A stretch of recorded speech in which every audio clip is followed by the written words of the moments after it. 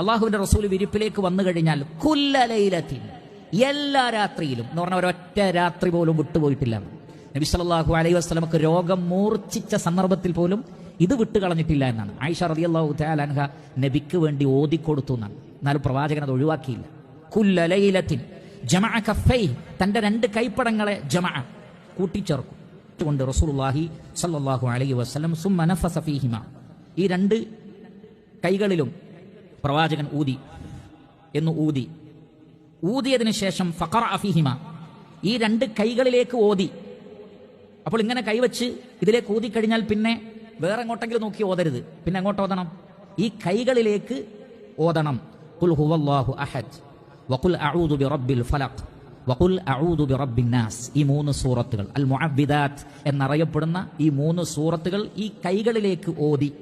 സുമ്മ യംസഹു ബിഹിമാ മസ്തതാഅ മിൻ ജസദി, പിന്നെ ഈ കൈകളിലേക്ക് തന്നെ ഓതാനുള്ള കാരണം എന്താണ്?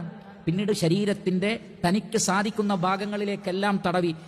യബ്ദഉ ബിഹിമാ അലാ റഅസിഹി വവജ്ഹി, തുടക്കം തലയിൽ നിന്നും മുഖത്തു നിന്നാണ്. അപ്പൊ തലയിലും മുഖത്തും ആദ്യം തടവും.